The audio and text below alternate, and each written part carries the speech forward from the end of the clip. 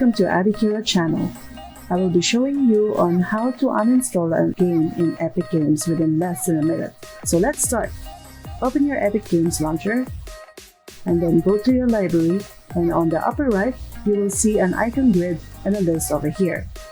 So click on the list, and within the game you want to uninstall, for example I want to choose Totally Reliable Delivery Service. On the far end of the right corner you will see these 3 dots.